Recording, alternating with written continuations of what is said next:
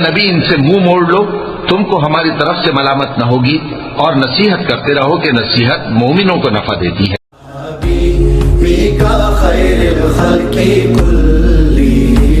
محمد سید القونین والثقلین، محمد سید القونین والثقلین، والفریقین من عرب ومن عجم، والفریقین من عرب ومن عجم، مولاي صل وسلم دائما أبدا على حبيبك خير الخلق كلهم.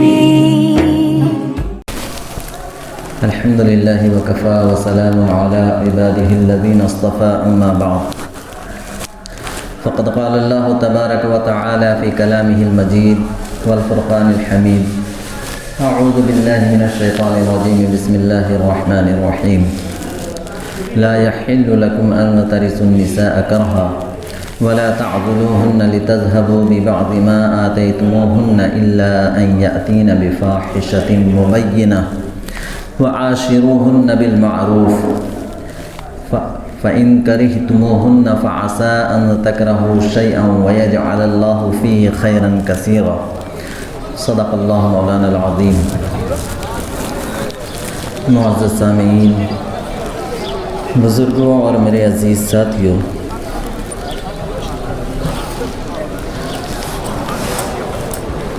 حسن معاشرت، حسن اخلاق، حسن معاملات، یہ اسلام کی خصوصیات اور اس کے امتیازات میں سے ہیں، جو اس کی زندگی کے ہر شعبے کے اندر اسلام کی رہنمائی اور اس کے ذرّی اصول ہر شعبے کے اندر موجود ہیں۔ صرف کمی اس بات کی ہے کہ ہم ان اصول و آداب کو اپنی زندگی کے اندر اپنائیں، ان اصول و آداب سے اپنی زندگی کو ہم مزین کر لیں، تو ہم ہر طرح کے فتنے، ہر طرح کے فسادات اور ہر طرح کے کشمکش والی زندگی سے ہم بچ سکتے ہیں۔ اور ہمارے گھروں کے اندر جس قسم کے حالات ہیں اور جیسی بے چینیاں ہیں، جس طریقے سے گھٹن ہے، گھٹن کا ماحول ہے ہمارے گھروں کے اندر، اور سکون و عافیت کی زندگی سے جس وجہ سے ہم محروم ہیں، اس کی بنیادی وجہ یہی ہے کہ ہم ان اصول و آداب کو ہم نے فراموش کر دیا ہے، پس پشت ڈال دیا ہے، یا یہ کہہ لیں کہ ہم نے ان اصول و آداب کو نہ تو کبھی سیکھا ہے اور نہ ہی کبھی سیکھنے کی ہم نے کوشش کی ہے، اور نہ ہی انہیں اپنانے کی ہم نے کوشش کی ہے، کیونکہ جو زندگی ہم گزار رہے ہیں وہ ایک رواں تہذیب ہے، رواں کلچر ہے، جس کو ہم رننگ کلچر بھی کہہ سکتے ہیں، جو چل رہا ہے زمانے کے اعتبار سے، اور اس کلچر کے اندر کوئی امتیاز نہیں ہے، نہ کسی مذہب، کسی دھرم، کسی مسلک، کسی تہذیب اور کسی قوم کا کوئی امتیاز نہیں ہے۔ ہر مذہب والے اور ہر دھرم والے، ہر مسلک والے، ہر تہذیب والے، ہر قوم والے اسی رنگ میں جو ہے رنگتے چلے جا رہے ہیں، اور اپنی زندگی کا معیار انہوں نے یہی بنا رکھا ہے، جس کی وجہ سے یہ ساری پریشانیاں، یہ ساری مصیبتیں، یہ سارے فتنے، یہ سارے فسادات، یہ گھٹن کا ماحول ہماری زندگی کے اندر موجود ہے۔ اگر ہم ان حالات سے چھٹکارا چاہتے ہیں، ایک اچھی سکون عافیت والی زندگی ہم اگر چاہتے ہیں، تو اس کے لیے ہمیں اسلام کے ذرعی اصول و آداب کو اپنانا ہوگا، اس سے اپنے آپ کو ہمیں مزین کرنا ہوگا۔ نہ یہ کہ صرف ہم ان آداب، ان اصول کو سیکھیں، بلکہ اسلام کی ذرعی تعلیمات کو ہم اپنی نسلوں کے اندر منتقل کریں، اپنے بچوں کے اندر، اپنی بیویوں کے اندر، اپنی بہنوں کے اندر، اپنی بیٹیوں کے اندر۔ غرض یہ کہ ہم سے جو بھی وابستہ ہے ان کی طرف ہم ان چیزوں کو منتقل کریں، انہیں سکھائیں، خود بھی سیکھیں، انہیں بھی سکھائیں، ان تعلیمات پر خود بھی عمل کریں، انہیں بھی عمل کرنے کی ترغیب دیں، آمادہ کریں، اس پر کھڑا کریں، تو انشاءاللہ ہم سبوں کا گھر جو ہے جنت کا نمونہ بنے گا۔ میں نے کچھ باتیں آپ کے سامنے عرض کی تھی کہ حقوق و ذمہ داری کی جو باتیں ہیں وہ ہمارے اندر جو ہے اس کا ایک تو سب سے بڑی وجہ یہ ہے کہ ہمیں اس کا علم نہیں، اور دوسری وجہ یہ ہے کہ ہم اس میں توازن اور اعتدال پر قائم نہیں رہ سکتے ہیں، اس لیے کہ اسلام نے ہر ایک کے حقوق متعین کیے ہیں، اور کوئی بھی شخص ان حقوق، ان ذمہ داریوں سے فارغ نہیں ہے۔ بیٹا ہے تو اس کی بھی ذمہ داریاں ہیں، ماں باپ کی دیکھ بھال، ان کی خدمت، ان کی ضرورتوں کا خیال رکھنا، ان کے بڑھاپے کا سہارا بننا، اور ان کی ہر طرح کی سہولیات کا جو ہے پورا لحاظ رکھنا، یہ بیٹے کی بھی ذمہ داری ہے۔ باپ ہے تو اس کی بھی ذمہ داری ہے ماں باپ کی کہ وہ بیٹے کو جو ہے اچھی تربیت دے، اچھی تعلیم دے، ان کی پرورش کرے، ان کی ضرورتوں کو پورا کرے، یہ والدین کی ذمہ داری ہے۔ بہنوں کی بھی ذمہ داریاں ہیں، بیویوں کی بھی ذمہ داریاں ہیں، تو ان تمام ذمہ داریوں کو ہمیں سیکھنا ہوگا۔ میں نے جو عرض پچھلے جمعے کو میں نے کہا تھا کہ بیویوں سے جس طریقے سے ہم رویہ اختیار کرتے ہیں یا گھر کے اندر ان کے ساتھ جو سلوک کیا جاتا ہے، یہ اسلام کے مزاج کے خلاف ہے۔ اسلام میں یہ مزاج نہیں ہے، یہ غیروں کا مزاج ہے، غیروں کی تہذیب ہے، ان کا کلچر ہے، کیونکہ ان کے یہاں جو ہے بیٹیوں کو پڑھایا جاتا ہے، لکھایا جاتا ہے۔ پہلی بات تو یہ بیٹی کی اہمیت ہے نہیں ان کے یہاں، ان کو وہ پرایا دھن سمجھتے ہیں، اور ایک طرح سے ان کو وہ بوجھ سمجھتے ہیں کہ جتنی جلدی ہو سکے اس سے جو ہے ہم چھٹکارا حاصل کر لیں، اور شادی بیاہ کے بعد ان سے تعلق رکھنا، ان کی ضرورتوں کا خیال رکھنا، ان کے ہر مسئلے میں کام آنا، یہ ان کا مزاج یہ ہے کہ وہ یہ سمجھتے ہیں کہ اب ہم ذمہ داری سے فارغ ہو چکے ہیں، اب یہ پرایا ہو چکی ہے۔ اب اسی اعتبار سے اس کی ذمہ داری اور اس کے ساتھ جو ہے سلوک کیا جاتا ہے،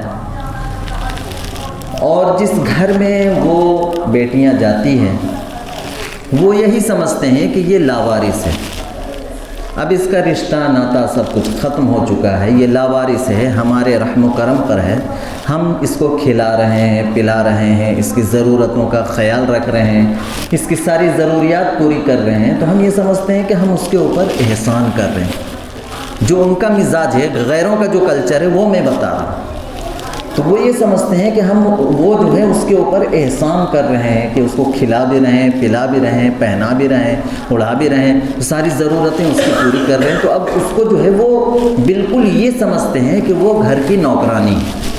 اب اس کے ساتھ ویسا ہی سلوک کیا جاتا ہے نوکرانیوں جیسا، اس کے ساتھ ظلم و ستم کرنا، اس کو گالی گلوچ کرنا، لان تان کرنا، تانا تشنی کرنا، اس کے ساتھ برا رویہ اختیار کرنا، یہ سارا جو ہے ان کا تہذیب ہے، ان کا کلچر ہے غیروں کا۔ ہمارا اسلام کا یہ مزاج نہیں ہے، اسلام کا یہ مزاج ہے نہیں، اسلام ان چیزوں سے بالکل ہی براءت کا اظہار کرتا ہے۔ تو میں نے کہا نا کہ ہم ابھی جو زندگی ہم گزار رہے ہیں، یہ زندگی ہماری جو ہے ایک اسلام کے بنیادی اصول و ضوابط سے بالکل ہی الگ ہٹ کر کے ہم زندگی گزارے.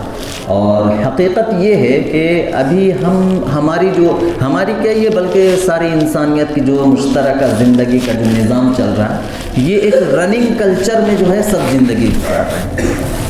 ایک کلچر، ایک تہذیب جو ہے غیروں کی طرف سے چلی ہوئی ہے، اسی تہذیب میں جو ہے مسلمان بھی رنگے جا رہے ہیں، اسی تہذیب میں ہندو بھی رنگا جا رہا، اسی تہذیب میں سکھ بھی رنگا جا رہا، اسی تہذیب میں جو ہے عیسائی بھی رنگا جا رہا. وہ سارے کے سارے جو ہے اسی تہذیب کی روانی میں سب بہے جا رہے ہیں. لیکن اسلام کا ایک تشخص ہے، اس کا ایک امتیاز ہے. اسلام جو ہے کسی بھی شعبے میں زندگی کے آپ کو تنہا نہیں چھوڑا ہے. اسلام کے ذرّی اصول و آداب زندگی کے ہر شعبے کے اندر موجود ہیں. تو بیویوں کی جو ذمہ داریاں ہیں، میں نے کہا تھا کہ ان کے ساتھ عموماً ان کے ساتھ جو ہے زیادتیاں ہوتی ہے. اس بات کو ہم تسلیم کریں کیونکہ یہ حقائق ہیں. یہ اسلامی نقطۂ نظر سے اگر یہ دیکھیں تو حقیقتاً ان کے ساتھ یہ زیادتیاں ہو رہی ہیں. اس میں ہمیں جو ہے محتاط رہنا چاہیے.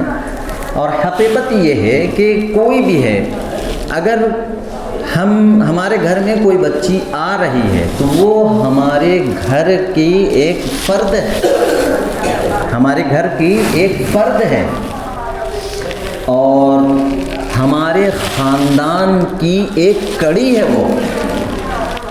تو اب یہ رشتہ جو ہے سگا ہو گیا ہے، اب یہ تعلق مضبوط ہو گیا ہے. لیکن جو ہماری معاشرت ہے، اس معاشرت کے اندر عمومی طور پر جو میں دیکھتا ہوں، جو دیکھا گیا ہے، وہ یہ ہے کہ زندگی بھر جو ہے یہ مزاج ہمارا بن نہیں پاتا ہے کہ یہ ہماری اپنی ہے. تو اپنوں والا سلوک اس کے ساتھ نہیں ہوتا ہے، غیروں والا سلوک ہوتا ہے. اس کے ساتھ جو ہے غیروں والا سلوک ہوتا ہے.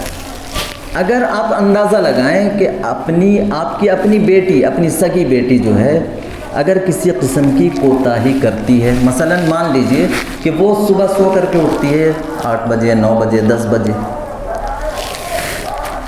یا آپ اس کو اٹھاتے ہیں تو بڑے پیار کے ساتھ، بڑی محبت کے ساتھ، اور اسی گھر میں اگر بہو جو ہے تاخیر سے، اگر کسی وجہ سے تاخیر ہو جائے، ایک تو بیچاری صبح سے اٹھ کر کے جو لگتی ہے کام میں، اس کی ذمہ داریاں بہت ساری ہے اور رات تک جو ہے لگے رہتی ہے.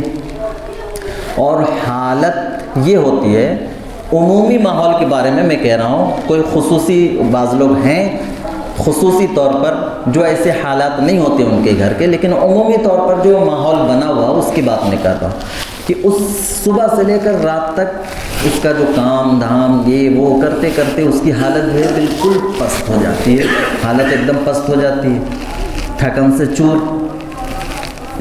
اب میاں بیوی کا جو رشتہ ہوتا ہے وہ انتہائی قربت والا رشتہ ہوتا ہے. اب جو خلوت کا جو موقع ہوتا ہے، اس خلوت کے موقع پر جب اس کی حالت تھکن سے چور ہوگی تو یہ میاں بیوی کے درمیان محبت بھری باتیں ہوں گی یا کڑواہٹ گھلے گی زندگی میں؟ وہ تھکن سے چور ہے، آرام کرنا چاہے گی، سونا چاہے گی، اس کو ریسٹ چاہیے. شوہر چاہے گا کہ کچھ اچھی باتیں ہو جائے، کچھ اچھا ماحول بن جائے. تو اب چونکہ وہ تھکن سے چور ہے، اس کو آرام چاہیے، راحت چاہیے، وہ شوہر کے ان تقاضوں کو پورا کرنے کے قابل ہی نہیں رہتی. تو آپ بتائیں کہ اس کی زندگی کے اندر دوریاں پیدا ہوگی یا قربت پیدا ہوگی؟ یہ میاں بیوی کے جو انتشار جو پیدا ہو رہا ہے، اختلافات جو ہو رہے ہیں، اور یہ رشتے جو آج اتنے نازک ہو کر کے جو ٹوٹ رہے ہیں، اس کی وجہ کیا ہے؟ یہ سب حالات ہیں ہماری زندگی کے. تو ان حالات میں یہ رشتے جو اتنے نازک رشتے ہوتے ہیں نا، پہلا تو یہ ہے کہ غیروں والا سلوک، یہ اس کو ختم ہونا چاہیے، اپنائیت ہونی چاہیے، کیونکہ وہ ہمارے رشتے سے جڑ چکی ہے، ہمارے خاندان سے جڑ چکی ہے۔ تو اب اس کے ساتھ جو ہے اپنائیت والا وہی سلوک اس کے ساتھ اگر اتنا بھی نہیں ہوتا تو کم از کم اس کا اپنی بچی کے ساتھ، بیٹی کے ساتھ جو سلوک ہم کرتے ہیں، اگر اس کا 50% بھی سلوک اس کے ساتھ کیا جائے تو انشاءاللہ گھر کا ماحول کبھی خراب نہیں ہوگا۔ تو یہ اپنائیت ہمیں پیدا کرنا ہوگا۔ اس اپنائیت کو میں نے کہا نا کہ بھائی آپ کو بے دینوں کو آپ چھوڑ دیں، جن کی زندگی میں دین نام کی چیز نہیں ہے، ان کی زندگی کیسے گزر رہی ہے تو اس کا ہم جو ہے تصور نہیں کر سکتے، لیکن یہ ماحول جو ہے عمومی طور پر جو دیندار گھرانے ہیں ان کے گھرانے کے بھی حالات ایسے ہی ہیں، کوئی محفوظ نہیں، نہ ہم محفوظ ہیں نہ آپ محفوظ ہیں۔ تو یہ اسلامی تہذیب نہیں ہے، اسلام کے یہ اصول و آداب نہیں ہے۔ گھر کی زندگی جو ہے سکون و عافیت والی زندگی ہوگی تو پھر انسان کی ہر چیز کے اندر جو ہے عافیت اور سکون ہو۔ اب عبادتوں کے اندر دل نہیں لگتا کیونکہ گھر کے اندر سکون عافیت نہیں ہے، انتشار ہے، خلفشار ہے، تو عبادتوں کے اندر سکون اور عافیت اور یکسانیت کہاں سے آئے گی؟ تو یہ ہماری زندگی کے اندر جو انتشار آ رہی ہے اس کو جو ہے جڑ سے ختم کرنے کی ضرورت ہے۔ صرف ظاہری طور پر جو ہے ماحول کو ہم چاہیں کہ سدھار لیں تو نہیں سدھرنے والا، بلکہ اس کے اصول اور اس کے جڑوں تک ہمیں پہنچ کر دیکھنا ہوگا کہ کوتاہی کہاں سے ہو رہی ہے۔ تو یہ کمیاں ہیں، یہ کوتاہیاں ہیں۔ تو ایسے لوگ جو بظاہر یا حقیقتاً دیندار ہیں تو ان کے ماحول کے اندر بھی اسی طرح کے حالات ہیں۔ آپ جو ہے حالات ماحول پہ آپ اندازہ جائزہ لے کر کے دیکھ لیں کہ ان کے بھی بے دینوں کی تو شکایتیں ہیں ہی، عام ہیں، وہ کوئی مسئلہ نہیں، لیکن جو دیندار لوگ ہیں ان کے گھروں میں بھی یہ شکایتیں آ رہی۔ تو ایسی صورت میں جو ہے دینداروں کے ساتھ کوئی رشتہ کرنا، کوئی تعلق قائم کرنا، یہ جو ہے بڑا ہی مشکل معاملہ۔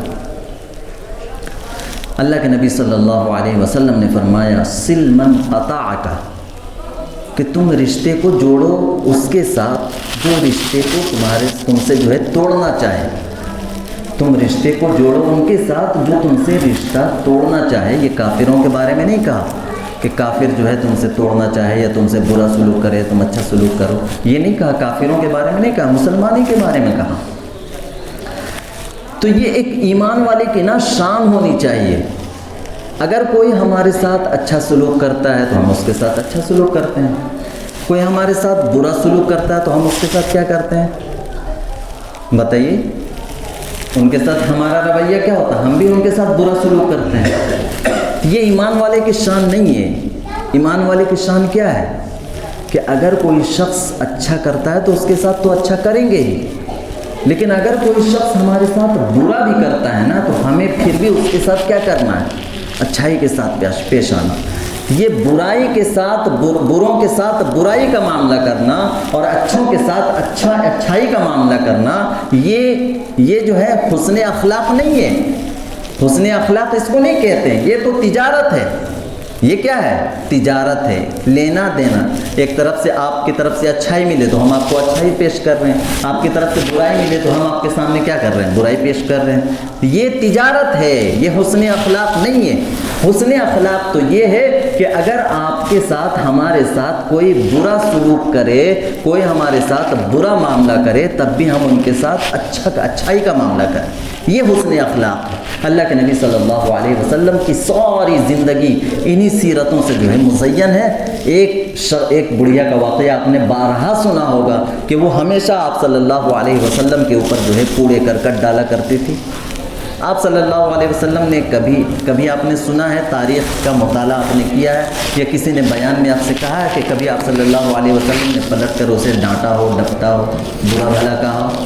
کبھی کسی نے بتایا آپ کو؟ پوری تاریخ، غیر نے بھی جو تاریخ لکھی اس نے بھی یہی لکھی کہ کبھی آپ صلی اللہ علیہ وسلم نے اس کو برا نہیں کہا، کبھی اس کو ڈانٹا ڈپٹا نہیں، کبھی اس کو تیز نظروں سے بھی نہیں دیکھا، تیز نظروں سے بھی اس کو نہیں دیکھا کہ اگر میرے ساتھ برائی کر رہی ہے تو ہم اس کو جو ہے غصے سے گھور کر کے دیکھ رہے ہیں، اتنا بھی نہیں کیا۔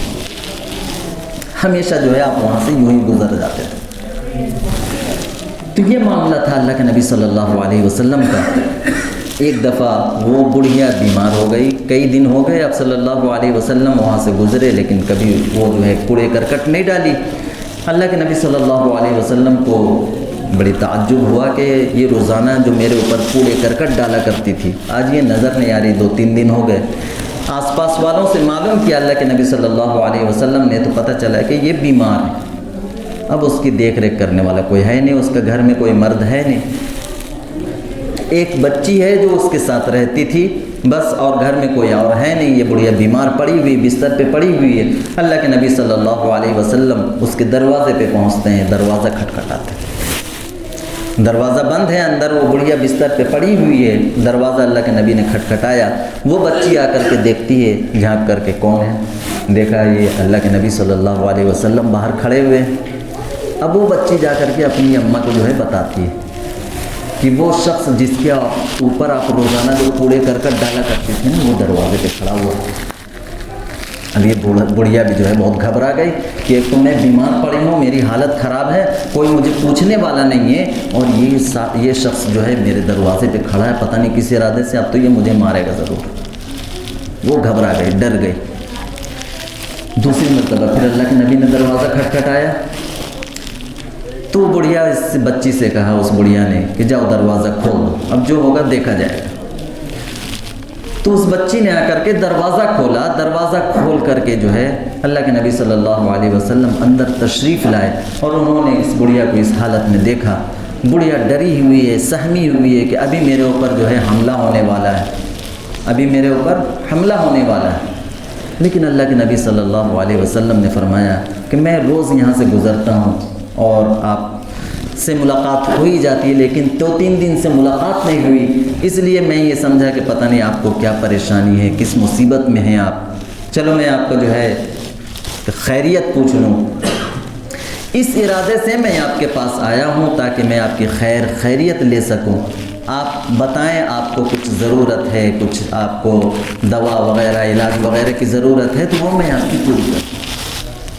اللہ کے نبی صلی اللہ علیہ وسلم کا اتنا پوچھنا تھا کہ ایک جھٹکا سا لگتا ہے اس کے دل پہ، بڑھیا کے، کہ اتنی بڑی بستی میں جن لوگوں کی تائید میں، جن لوگوں کو خوش کرنے کے لیے یہ بڑھیا جس ہستی پر روزانہ جو ہے کوڑے کرکٹ پھینکا کرتی تھی، وہ ساری بستی والے جو ہے کسی ایک نے بھی ان میں سے جو ہے ان کو آ کر کے پوچھا تک نہیں کہ تمہاری کیا حالت ہے، طبیعت خراب ہے، کیا ہے، نہیں ہے، ضرورت ہے، ایک لفظ کسی نے جو ہے جھوٹے منہ تک نہیں پوچھا۔ لیکن جس کے اوپر کوڑا پھینکتی تھی وہ شخص آ کر کے آج میری خیریت دریافت کر رہا۔ اس بڑھیا نے کہا اللہ کے نبی پہلے آپ مجھے کلمہ پڑھا، اللہ کے نبی پہلے آپ مجھے کلمہ پڑھا کر مسلمان کر۔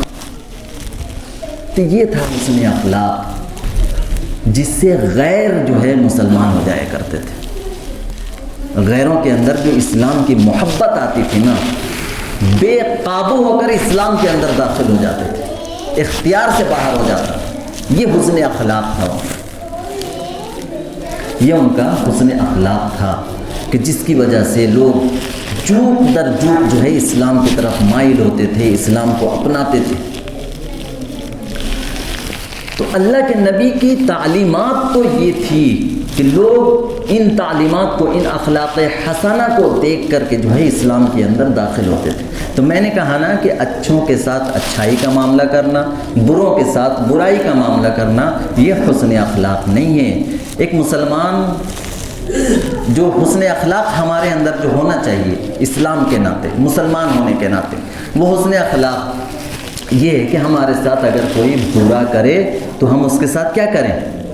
اچھائی کا معاملہ کریں، اچھائی کے ساتھ پیش آئے۔ کوئی جھگڑنا چاہے تو ہم اس سے جو ہے جھگڑا نہیں کریں۔ اللہ کے نبی نے فرمایا سل من قطعک، جو آپ کے ساتھ توڑنا چاہے، رشتہ توڑنا چاہے، اس کو آپ توڑیے مت، جوڑیے، اس کو آپ جوڑیے۔ بیوی ناراض ہو اس کو ناراض مت ہونے دو، ماں باپ ناراض ہوں ان کو ناراض مت ہونے دو، بھائی بہن ناراض ہونا چاہیں ان کو ناراض مت ہونے دو، گھر والے، رشتہ دار اور عزیز و اقارب، آس پڑوس والے اگر ناراض ہونا چاہیں ان کو ناراض ہونے کا موقع مت دو، معافی مانگ لو، ان کے سامنے اپنے آپ کو پست کر لو، جھک جاؤ ان کے سامنے اللہ کے واسطے۔ کس کے واسطے؟ اللہ کے واسطے۔ اللہ کے نبی نے یہی تعلیم ہمیں دی ہے، یہی سکھایا ہمیں किसी के साथ कोई आपसे अगर तोड़ना चाहे, कोई आपको बुरा भला कहे, लड़ना चाहे, झगड़ना चाहे, उकसाना चाहे, फिर भी आपके अंदर वो चीज़ नहीं होनी चाहिए, वो चीज़ आपके अंदर नहीं होनी चाहिए। आप उनके साथ जोड़िए, उनके साथ ताल्लुक़ को मजबूत कीजिए। तो ये एक इस्लामी मुआशरा था कि अल्लाह के नबी और अल्लाह के नबी के जो सहाबा साथी थे ना, उनके क़ुर्ब जवार में जो लोग होते थे, उनकी ज़िंदगियाँ देख करके जो इस्लाम की तरफ खींचे चले आते थे, उनकी ज़िंदगियाँ देख करके हमारी तरफ जो है खींचे चले आते थे। आज लेकिन हमारी ज़िंदगी, हमारा रहन सहन, हमारा तौर तरीक़ा, हमारा तहज़ीब, हमारा कल्चर देख करके ज़िंदगी पूरी गुजर जाती है। हमारे आस पड़ोस में गैर मुस्लिम भी हैं ना भाई, आस पड़ोस में गैर मुस्लिम बहुत सारे बसे हुए हैं, लेकिन आज क्या वजह है कि वो हमारी तहज़ीब से मुतासिर नहीं होते हैं, इस्लाम के करीब नहीं आते हैं, बल्कि हमारे अपने बच्चे जो हैं उनकी तहज़ीब से मुतासिर हो रहे हैं, उनकी तरफ खींच रहे हैं। इसकी वजह क्या है? क्योंकि हमने इस्लाम को अपनाया नहीं, इस्लामी तालीमात को मुकम्मल हमने अपनाया नहीं। तो हम जिस नेमत से अल्लाह ने हमें माला माल किया है ना, उसको हमें उसकी कदर होनी चाहिए और उसकी हमें लाज रखनी चाहिए। अल्लाह ने ईमान वाला बनाया है, अल्लाह ने मुसलमान बनाया है, अल्लाह ने नबी की सीरत दी है, अल्लाह ने नबी की सूरत दी है, तो इसकी हमें लाज रखनी चाहिए। इसकी लाज हम रखेंगे तो अल्लाह इसके बदले में बेशुमार नेमतों से नवाजेगा। हज़रत आलमगीर औरंगज़ेब आलमगीर रहमतुल्लाह अलैह का नाम ने आपने सुना होगा। हिंदुस्तान के बड़े बादशाह गुजरे हैं, बड़े बादशाहों में से हैं, उनका नाम आपने सुना होगा। बड़े अल्लाह वाले थे, बड़े बुज़ुर्ग थे, बड़े इल्म दोस्त शख्सियत थी उनकी, बहुत बड़े आलिम थे।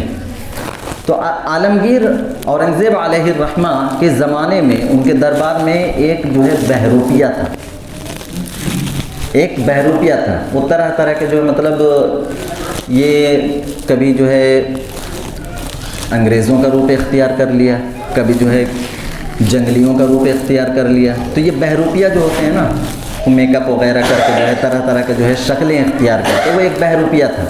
और ये हज़रत आलमगीर अलैहिर्रहमा के दरबार में जो है रोज़ाना कोई ना कोई बहरूप इख्तियार करके जो है उनके दरबार में चला आता था और हज़रत आलमगीर अलैहिर्रहमा से कहता था कि मुझे इनाम दिया जाए। लेकिन वो किसी भी रूप में वहाँ आ जाता था, हज़रत आलमगीर अलैहिर्रहमा उसको पहचान देते थे कि वही बहरूपिया है। तो जब इनाम का मुतालबा करता था, कहते मैंने तुझे पहचान लिया, तो इनाम किस चीज़ का? इनाम तो उस वक्त दूंगा जब मैं तुझे पहचान न सकूँ, तुम्हारी इस बहरूप से मैं धोखा खा जाऊँ, तभी मैं इनाम तुम्हें तो इनाम से नवाजूँगा। तो बहरहाल इसको एक तरकीब समझ में आई। इसने क्या किया कि एक अल्लाह वाले का जो है मतलब इसने बहरूप इख्तियार किया। उसकी सूरत क्या इख्तियार की इसने? आबादी से बाहर निकल करके उसने एक कुटिया बना ली, वहाँ पे जो है पूरा बाल बढ़ा लिए, दाढ़ी बढ़ा ली, अहलुल्लाह अल्लाह वालों का जो है लिबास इख्तियार कर लिया, ये बड़ी बड़ी तस्बीहें ले ली। अब ये दिन रात जो है वहाँ पे अल्लाह अल्लाह करने लगा बस्ती के बाहर में। अब उधर से लोगों का गुज़र होता, एक शख्स जो है देखा ये नई कोई शख्सियत है, कोई हस्ती है, मुलाकात के लिए गया, देखा ये तो बड़ा अल्लाह वाले हैं। अब उनसे मुतासिर हुआ, उनसे दुआ करवाया, उनका अक़ीदतमंद हो गया और अल्लाह के फजल से जो है किसी मुश्किल के लिए दुआ के लिए कहा, वो मुश्किल उसकी आसान हो गई, अल्लाह ने आसान कर दी। तो एक एतक़ाद बन जाता आदमी को ना। और होता यूँ भी है कि अल्लाह रब्बुल इज़्ज़त फरमाते हैं अना ज़न्ने अब्दी बी, कि मैं मेरे मुताल्लिक़ जो बंदे का जो गुमान होता है ना किसी के मुताल्लिक़, उस गुमान के मुताबिक मैं उसको नवाज देता हूँ। अब ये शख्स मेरा जो ये एतक़ाद है कि यह बड़ा अल्लाह वाला है, इससे मैं दुआ के लिए कहूँ तो मेरी मुश्किल आसान हो जाएगी, ये दुआ कर देंगे तो मेरी मुश्किल आसान हो जाएगी। अल्लाह ताला जो है उसके हुस्ने ज़न पे उसको नवाज देता है, उसके हुस्ने ज़न पे जो है उसको नवाज देता है। दुआ करवा दिया, अल्लाह ताला उसकी मुश्किल आसान कर दिया। अब ये धीरे धीरे रफ्ता रफ्ता जो है पूरी बस्ती के अंदर जो है खबर फैल गई कि बस्ती के बाहर में एक बड़े अल्लाह वाले जो हैं मौजूद हैं, رفتہ رفتہ یہ خبر جو ہے یہ دربار تک پہنچی، حضرت عالمگیر علیہ الرحمہ تک پہنچی کہ ایک بڑا اللہ والے جو ہے پہنچی ہوئی ہستی بستی کے باہر میں موجود ہے، جو بھی دعا کرواتی ہے اس کی دعا قبول ہوتی ہے، ساری مشکلیں آسان ہو جاتی ہے۔ اور یہ حضرت عالمگیر علیہ الرحمہ جو ہے یہ بڑے جو ہے مطلب اولیاء اللہ کے قدردان تھے، اللہ والوں کی بڑی قدر کرتے تھے، ان سے بڑی محبت کرتے تھے۔ تو اب یہ دیکھا انہوں نے کہ ایک اللہ والے ہمارے بستی کے قریب موجود ہے، چلو ان کی زیارت کر لیں، ان سے جو ہے اپنے لیے دعا کروا لیں۔ اب یہ جو ہے بادشاہ ہیں، دربار سے اپنا چلے تو عموماً لوگ اللہ والوں کے پاس جاتے تو کچھ ہدیہ تحفہ لے کر کے جاتے ہیں، تو یہ بھی جو ہے مطلب بادشاہ ہیں، دینار درہم کے تھیلی جو ہے انہوں نے بنوا لی کہ بھائی لے چلو اللہ والے کو، ان کو جو ہے ان کی خدمت میں یہ ہدیہ پیش کر دیں گے۔ تو اب یہ چلے ان کی خدمت میں حاضر ہوئے، ان سے جو ہے بات چیت ہوئی، ان سے دعا کی درخواست کی، اور اس کے بعد جب وہاں سے رخصت ہونے لگے تو یہ تحفے کے طور پر جو ہے ہدیہ کے طور پر یہ نذرانہ اس کو جو ہے پیش کیا، لیکن اس نے جو ہے لینے سے انکار کر دیا کہ بھائی مجھے اس سے کیا غرض پڑا ہے، میں تو اللہ کرنے والا آدمی ہوں، مجھے ان چیزوں کی ضرورت نہیں ہے، آپ لے جائیں۔ اس نے لینے سے منع کر دیا۔ جب کافی اصرار کے باوجود بھی وہ اس کو لینے پہ تیار نہیں ہوا تو حضرت عالمگیر علیہ الرحمہ وہ تھیلا لے کر کے واپس ہو گئے۔ بڑے متاثر ہوئے کہ اتنا بڑا اللہ والا جو بالکل ہی دنیا سے منہ موڑ چکا ہے، دنیا سے کوئی مطلب نہیں، کوئی غرض نہیں، صرف اللہ کرنے والا ہے، بہت متاثر ہو کر کے وہاں سے واپس ہوئے۔ اب دوسرے دن جب دربار لگا تو یہ بہروپیہ اپنی اصل حیات میں، اصلی شکل میں وہاں پہ موجود ہے۔ حضرت عالمگیر علیہ الرحمہ کے دربار میں اپنی اصلی شکل میں آ کر کے حاضر ہو گیا، اور حضرت عالمگیر سے کہنے لگا کہ حضرت آپ مجھے انعامات سے نوازیں۔ تو آج تو بالکل اصلی شکل میں موجود تھا، پہچاننے کی ضرورت بھی نہیں تھی۔ تو انہوں نے کہا کہ بھئی کیا کمال کر دیا تم نے کہ تمہیں انعام دیا جائے؟ تو انہوں نے کہا کہ آپ مجھے پہچان نہیں سکے، آپ نے کہا تھا کہ ایسا بہروپ اختیار کرو کہ میں تمہیں پہچان نہ سکوں، تب تمہیں انعام دوں گا۔ میں نے ایسا شکل اختیار کیا آپ مجھے پہچان نہیں سکے۔ تو ان کو بڑا تعجب ہوا کہ میں کیسے نہیں پہچان سکا۔ کہا آپ کل کسی اللہ والے سے ملاقات کرنے گئے تھے؟ انہوں نے کہا ہاں گئے تھے، بڑے پہنچے ہوئے بزرگ ہیں ماشاءاللہ، بڑے اللہ کرنے والے ہیں، دنیا سے کوئی غرض نہیں، مطلب نہیں، کوئی لالچ نہیں، کوئی ہرس نہیں، کوئی طمع نہیں، بڑے اللہ والے تھے۔ تو اس نے کہا کہ آپ جس اللہ والے سے ملاقات کرنے گئے تھے میں وہی اللہ والا، میں نے یہ بہروپ اختیار کیا تھا اور آپ مجھے پہچان نہیں سکے۔ حضرت عالمگیر علیہ الرحمہ نے لا حول ولا قوت پا، کیسا بےہودہ انسان ہے کہ یہ صرف لالچ میں جو ہے اللہ والوں کا روپ یہ جو ہے شکل اختیار کر رہا، بہروپ اختیار کر رہا ہے۔ خیر حضرت عالمگیر علیہ الرحمہ نے اپنے جو مصاحبین تھے ان سے کہا کہ بھائی اس کو 100 دینار دے دو۔ اب وہ 100 دینار اس کو جب دیا جا رہا ہے تو اس نے لینے سے انکار کر دیا کہ بھائی 100 دینار کیوں؟ کل تو آپ جو ہے مطلب درہم اور دینار سے بھری ہوئی تھیلی لے کر کے آئے تھے، ہزاروں دینار تھے اس میں، اور آج جو ہے مجھے آپ 100 دینار دے رہے ہیں؟ مجھے تو اتنا چاہیے، پورا تھیلی چاہیے مجھے۔ حضرت عالمگیر علیہ الرحمہ نے کہا کہ میں پورا نہیں دے سکتا، اتنا ہی لینا پڑے گا۔ اس نے کہا اگر تمہیں لینا ہی تھا تو کل لے لیے ہوتے، اگر تمہیں لینا ہی تھا تو کل لے لیے ہوتے، وہ تو ہزاروں دیناریں تھی، وہ لاکھوں کی جو ہے مالیت تھی اس کے اندر، تو تم نے کل کیوں نہیں لیا؟ پوری کہانی کا نچوڑ اور اس کا خلاصہ یہ، اس کے اندر اس بہروپیے نے جو بات کہی ہے اس کو ہم دل کے کانوں سے جو ہے سننے کی کوشش کریں۔ اس بہروپیے نے کہا کہ حضرت کل آپ نے جس حالت میں مجھے درہم و دنانیر سے بھری ہوئی تھیلی آپ نے دینا چاہا تھا، میرے دل میں لالچ پیدا ہوا، میرے اندر سے جو ہے مجھے حرص ہوئی کہ میں یہ رکھ لوں، لے لوں، اتنی بڑی مالیت، اتنا بڑا انعام، مجھے اتنا بڑا ہدیہ نہیں مل سکتا ہے۔ میرے دل کے اندر یہ خیال آیا کہ میں لے لوں، لیکن میں نے نہیں لیا، لینا میں نے گوارا نہیں کیا۔ کیوں گوارا نہیں کیا؟ انہوں نے کہا اس وجہ سے کہ اس وقت میں اولیاء اللہ کے حلیے میں تھا، اولیاء اللہ کے بحروب میں تھا، اور اس وقت اگر میں یہ درہم اور یہ دینار اپنی ذاتی لالچ کی وجہ سے لے لیا ہوتا تو اولیاء اللہ بدنام ہوتا۔